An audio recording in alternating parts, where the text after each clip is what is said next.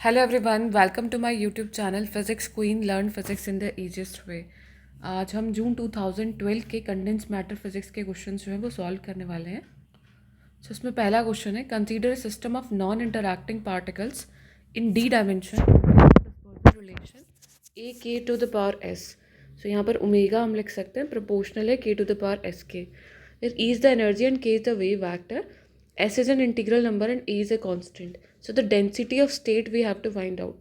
तो ये सिस्टम जो है नॉन इंटरैक्टिंग पार्टिकल का डी डायमेंशन पे यहाँ पे बात की जा रही है। सो यहाँ पे हमें डायरेक्टली पता है कि डेंसिटी ऑफ स्टेट्स को हम रिप्रेजेंट करते हैं, that is proportional to E to the power D by S minus one. So option B जो है वो करेक्ट आंसर हो जाएगा। एंड मोस्ट इम्पॉर्टेंट, यहाँ पर सबसे ज़्यादा क्वेश्चन पूछे जाते हैं इस फार्मूला से, तो इसको मेमोराइज करें। और 5 मार्क्स के सारे क्वेश्चन हैं, तो इनको अच्छे से प्रिपेयर कर लेना है ना। E to the power D by S minus one, D is the dimension, S is this number and minus one कर देना आपको उसकी पावर में से। सो यदि 2 डायमेंशन है तो यहाँ पर आप देख लेंगे कि जो आपको फार्मूला मिलेगा, यदि आपके एस की वैल्यू पर डिपेंड करेगा, और यदि 1 डायमेंशन है then it is proportional to 1 by S minus one, और 2 डायमेंशन में हो जाएगा E to the power 2 by S minus one, और 3 डायमेंशन में हो जाएगा E to the power 3 by S minus one.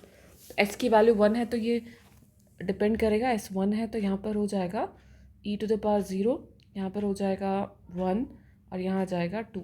और एस यदि 2 है, ई टू द पावर यहाँ मिल जाएगा आपको माइनस का 1/2, यहाँ मिल जाएगा ई टू द पावर 0, और यहाँ मिल जाएगा ई टू द पावर 1/2। ठीक है, तो डायमेंशंस और आपके एस की वैल्यू पर डिपेंड कर रहा है। ये हो गया ओमेगा प्रोपोर्शनल टू के लिए, और ये ओमेगा प्रोपोर्शनल के स्क्वायर के लिए। तो ये सारे क्वेश्चंस एग्जाम में पूछे गए हैं, ये वाले भी और ये वाले भी, तो अच्छे से प्रिपेयर कर लेना। नेक्स्ट क्वेश्चन है, the experimentally measured transmission spectra of metal insulator and semiconductors and films are shown in the figure. It can be inferred that first, second and third corresponds to.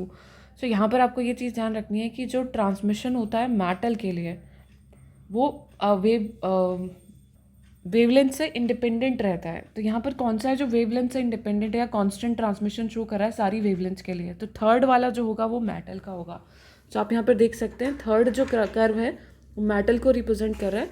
तो आपका first जो होगा वो insulator को represent करेगा, और ये आपका सेमीकंडक्टर को रिप्रेजेंट करेगा। तो इंसुलेटर और सेमीकंडक्टर के लिए सेम ट्रांसमिशन मिल रहा है आपको, और डिफरेंट वेवलेंथ के लिए थोड़ा हायर वेवलेंथ पे जाके आपको दे रहा है, और ये लोअर वेवलेंथ पे दे पा रहा है। तो इंसुलेटर लोअर वेवलेंथ पे, और ये आपका जो सेमीकंडक्टर है ये आपको थोड़ा हायर वेवलेंथ पे ट्रांसमिशन को शो कर रहा है। तो ये चीज़ें ध्यान में रखें डायरेक्ट एज अ रिजल्ट। ये क्वेश्चन सॉल्व करते हैं हम। The energy required to create a lattice vacancy in a crystal is equal to 1 electron volt. यानी एक लैटिस में वैकेंसी क्रिएट करने के लिए 1 इलेक्ट्रॉन वोल्ट एनर्जी रिक्वायर्ड है। तो ratio of the number densities of vacancies 1200 kelvin and 300 kelvin. तो temperature dependency हमें पता है कि वैकेंसी जो नंबर ऑफ वैकेंसीज है that can be directly written as n naught e to the power minus E upon के B T. तो यदि हम वैकेंसी यहाँ पर जो रिक्वायर्ड है मैं उसके अकॉर्डिंग हम यहाँ पर लिखते हैं। तो आपको देखना है, एक तो है आपके पास 1200 केल्विन के लिए, और एक है आपके पास 300 केल्विन के लिए। दोनों का रेशियो आपको फाइंड आउट करना है यहाँ पर। ठीक है, तो इससे हम क्या लिख सकते हैं, E to the power minus E upon, और ये हो जाएगा यहाँ पर के बी, और टेम्परेचर हो गया आपके पास 1200, और यहाँ आ गया E to the power minus E upon के बी, और टेम्परेचर यहाँ पे 300। तो इसको आगे और सिंप्लीफाई कर लेते हैं। So E to the power minus E upon के बी एंड 1 अपॉन 1200 और माइनस 1 अपॉन 300 हो जाएगा।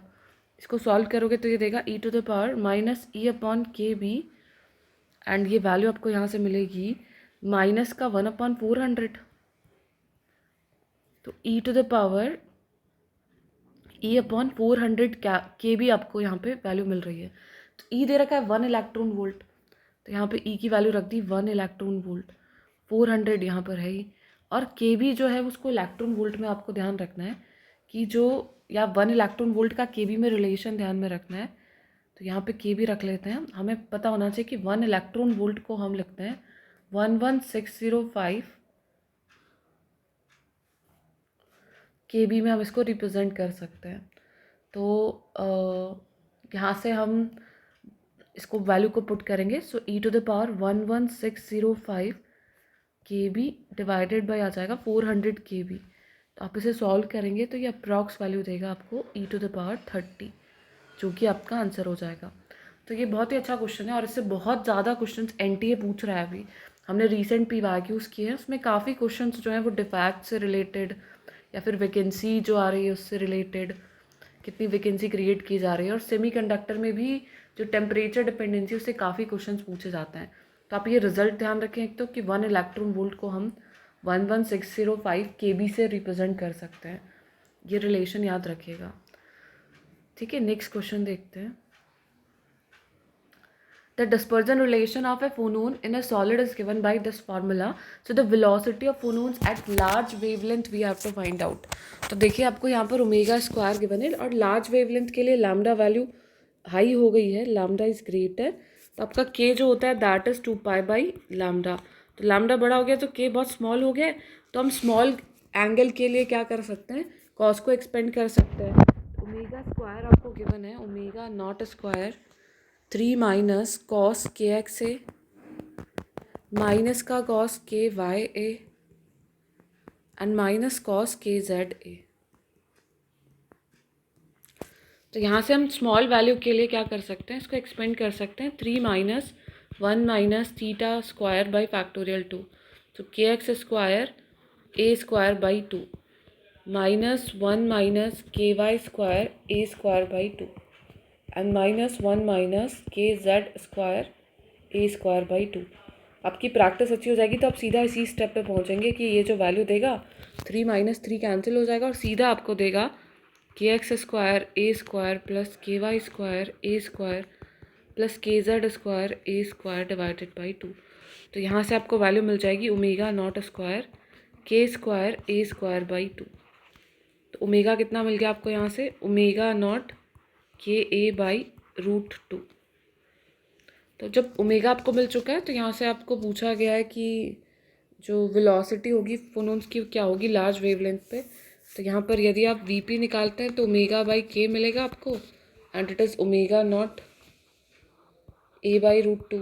और आप वी भी निकालते हैं डी ओमेगा बाई डी के, वो भी आपको सेम ही मिल जाएगा omega naught a by root 2। So option D will be the correct answer. एक क्वेश्चन और है यहाँ पर, एक सेकेंड।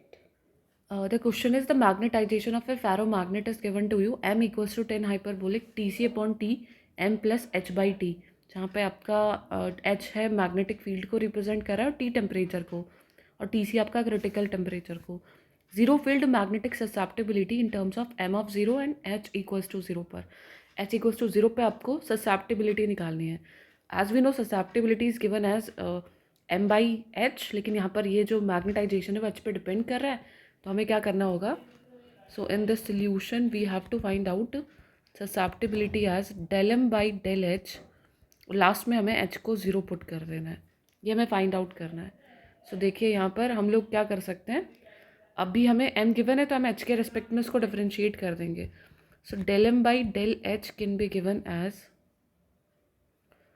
यहाँ से ये 10 हाइपरबोलिक में था फंक्शन आपका, तो सेक हाइपरबोलिक स्क्वायर हो जाएगा यहाँ से। So we can write this one as sec square hyperbolic Tc upon T m plus h by T, और h के रेस्पेक्ट में भी करेंगे इसे। तो यहाँ m फिर से हो जाएगा del m by del h और 1 बाई टी यहाँ से आपको h के रिस्पेक्ट में मिल जाएगा। सो इससे नेक्स्ट स्टेप में आप देखिए del m by del h इधर भी है और del m by del h इधर भी है, तो आपको दोनों को साथ में लाना होगा। तो हम इसे क्या लिख सकते हैं, del M by del h equals to 1 minus 10 square hyperbolic T C by T m plus h by T and इस पूरे का T C by T del m upon del H plus 1 by T. तो यहाँ से देखिए क्या हो जाएगा कि ये जो वैल्यू आपको मिल रही है इसे आप लिख देंगे फिर से 1 माइनस एम स्क्वायर, क्योंकि एम को रिप्रेजेंट कर रहा है ताकि कैलकुलेशंस आसान हो जाएंगी। So T C by T del M by del H plus 1 by T. और ये किसके इक्वल है, del M by del H के इक्वल है। दोनों साइड से कॉमन ले लेंगे del M by del H, तो कितना आ जाएगा 1 minus M square T C by T, और ये इक्वल आ जाएगा 1 minus M square by T के। सिंप्लीफाई करना है बस, del M by del h को हम इस साइड ले आए। And guys one more thing, कुछ भी स्टेप्स में आपको लगता है कि मैं डायरेक्ट लिख रही हूँ, लाइक मैंने ये स्टेप डायरेक्ट लिख दिया है, तो इसको प्लीज़ सॉल्व करके एक बार कॉपी पेन पे चेक कर लें, है ना, पूछने से पहले। जो भी आपको डाउट आ रहा है एक बार पहले खुद से ट्राई करें कि आप इसको इस स्टेप तक पहुंच पा रहे हैं कि नहीं, क्योंकि बेसिक मैथमेटिकल स्टेप्स हैं, बट आप कंफ्यूज हो जाएंगे यदि आप सिर्फ देख रहे हैं। तो आपको आइडिया होना चाहिए कि हम इसको इस साइड लेकर गए हैं और फिर हमने कॉमन लिया है इसे। तो ये थोड़ा सा आप कॉपी पेन लेकर बैठेंगे तो सिंप्लीफाई कर पाएंगे चीज़ों को। ठीक है, तो अभी यहाँ से del M by del h, और ये आ जाएगा T minus 1 minus M square T C, and it's equals to 1 minus M square. तो अभी del M by del h किसके इक्वल आ गया आपके पास, 1 minus M square upon T minus 1 minus M square T C. तो h equals to 0 पे आप इसे 0 कर देंगे, so 1 minus M square 0 divided by T minus T C and 1 minus M square 0। So ये ऑप्शन हो गया आपका यहाँ पर ए करेक्ट आंसर। तो इस तरीके से आपको इन क्वेश्चंस को डील करना है। तो del M by del h दो साइड आ रहा है, तो आपको उस तरीके से कॉमन लेके, बहुत इजी क्वेश्चंस होते हैं, कभी स्किप ना करें ऐसे क्वेश्चंस को कि भाई एम का रिलेशन गिवन है और आपको ससेप्टिबिलिटी टाइप कुछ पूछ लिया गया है और वो डिपेंड कर रहा है। तो डिपेंडिंग वाले जो क्वेश्चंस होते हैं, पार्शियल डिफरेंशिएशन या डिफरेंशिएशन से रिलेटेड, ये क्वेश्चंस आप लोग ईजिली सॉल्व कर सकते हैं। तो ये जून 2012 कंप्लीट हो गया। नेक्स्ट सेशन में हम दिसंबर 12 के क्वेश्चंस करते हैं।